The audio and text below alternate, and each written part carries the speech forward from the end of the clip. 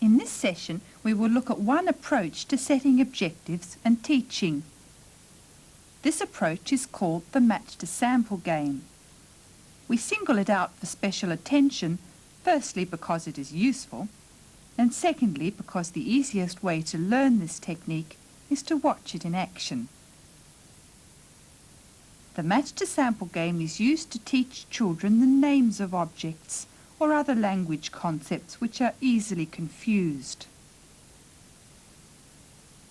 Most children have relatively little difficulty in learning to tell the difference between objects.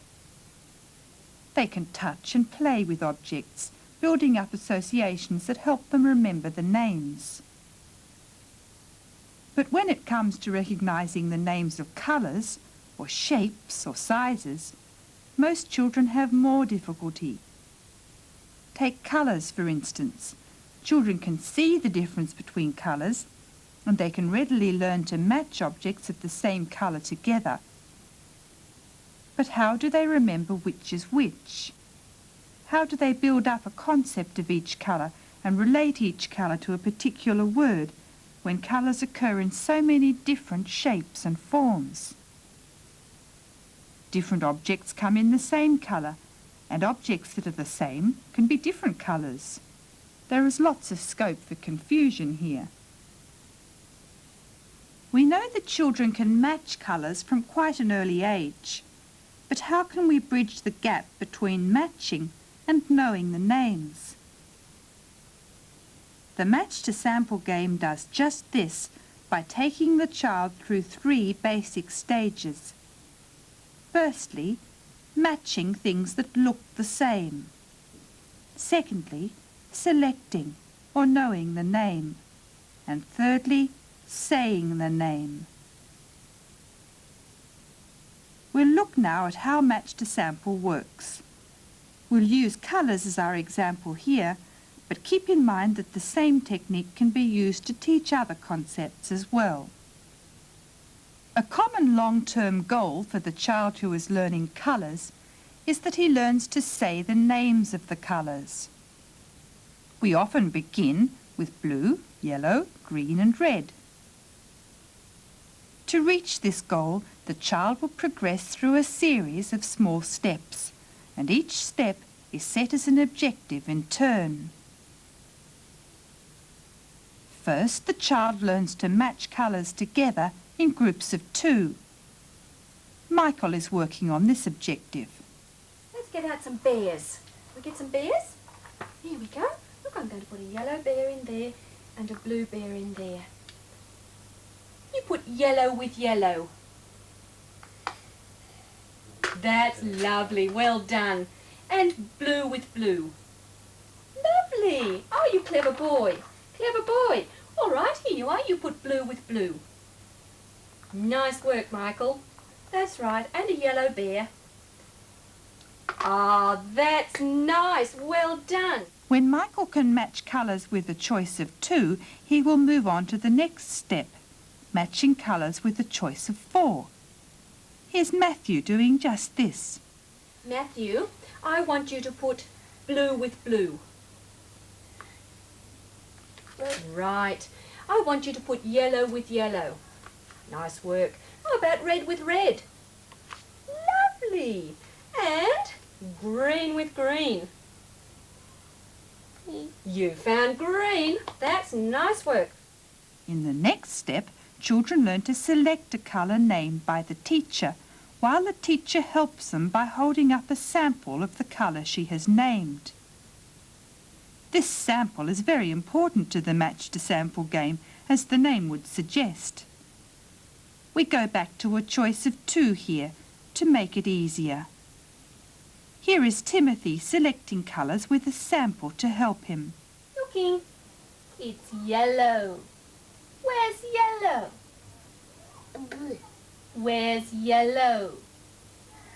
There's yellow. It's the same, isn't it? Okay, I'm going to mix them up. While they are working on this step, children are really matching rather than selecting. They are matching by pointing rather than putting. But this step prepares children for the true selecting which is to come. Yellow, good boy. Now another important new element is introduced. The teacher holds a screen as well as a sample. She uses the screen to hide the sample. Here are Rosemary and Miffy. This is yellow. Miffy, show me yellow. Watch Miff. Yellow. Miffy, show me yellow. That's the girl. Good thinking. Yellow. Right, let's hide them. Hands away. That's a girl. Watch, this one is and it's blue. Blue. Miffy, show me blue. That's the girl. Watch again and notice how Rosemary shows Miffy the colour and then hides it before she directs her to select. Miffy must keep an image of the colour in her mind in order to select it. She is learning to remember colours. This is yellow. Miffy, show me yellow. Watch Miff. Yellow. Miffy, show me yellow. That's the girl. Good thinking. Yellow. Right, let's hide them. Hands away. That's a girl. Watch, this one is and it's blue. Blue. Miffy, show me blue. That's the girl. The next step introduces a new challenge, a time delay. Now the child must remember the colour for 3 seconds before she makes her choice. Here are Susan and Beth playing this game. This is blue. Blue's hiding. 1, 2, 3. Where's blue? Good girl. That's blue. Clever. Going to hide them again. This time it's yellow. Yellow's going to hide. You look. Yellow. Hiding. 1, 2, 3. Where's yellow? There it is. Okay, we'll put these ones away. Notice how Susan keeps Beth's attention while she is counting to 3 and makes a game of it for Beth to enjoy. Ups are hiding. Here's yellow. Yellow looking. What's yellow going to do? Yellow's going to hide. 1, 2, 3. Where's yellow? Hooray! You found yellow. Sometimes we extend the delay to 4 seconds and then 5 before going on. Next, the child selects colours from a choice of 2 without any sample at all. The sample is shown only when an error is made. Here is Tim working on this step. Give Dolly yellow cup. That's right. Oh, nice drink for Dolly. Lucky Dolly, having some juice. Right, let's mix the cups up. Watch. Here are they. Ready?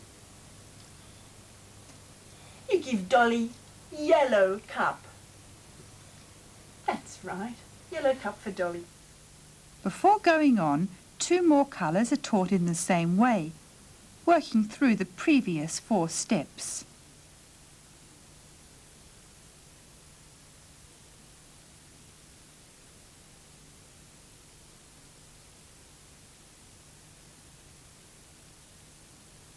When the child can select 4 different colours in combinations of 2, a choice of 3 is offered. Show me something blue. You found it blue. Fine. Listen, show me something yellow.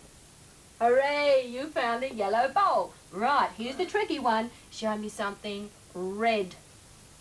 I couldn't trick you. You knew red and yellow and blue.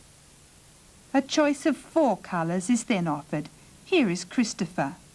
Okay, Christopher, I want you to show me something that's red. You found red. Good. Listen, I want you to show me something that's yellow. That's green. Let's have a look at yellow. Looking. Looking. That's yellow. All right, now you show me something down here that's yellow. You found yellow. That's right. Just like that one, yellow. Fine. Okay, Christopher, listen. Listen. Show me something that's blue. You found blue. Right. A blue frog. Okay, listen. Can you remember where the yellow thing was? Where's the something that's yellow? Have a look at... That's right. You remembered? That's right. Yellow. There it is. Okay, Christopher, show me something that's green. You found it. Fine. Finally, the child names the colours. Here is Christopher again. You tell me what colour this one is. Red. Fine. You tell me what colour this one is. Ah, you did it. Good chap. What colour is this one? Blue. And be very careful. What colour? Green. Hooray! You did it. You did it. The match to sample game can be used to teach all sorts of things: shapes, sizes, number recognition, and even reading. The more severely handicapped child can learn to recognise the names of objects in the same way. Your steps will look different according to the skill you are teaching, but there is a basic core of steps which are always much the same. Matching, selecting with a sample, selecting when the sample is hidden, selecting without a sample, and finally, for the child who is talking, naming. Match to sample is an effective approach for learning lots of language concepts, and it can be good fun too.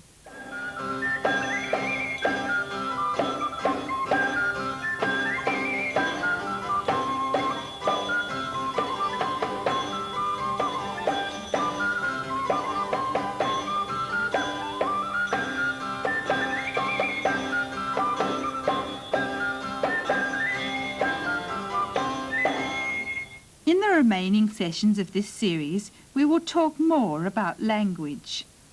The skill of communicating with others is perhaps the most important skill for a handicapped child to learn. In Part 10, we will look at different aspects of language and focus on the child who is not yet talking. In Part 11, we will demonstrate ways to teach children to extend their use of words.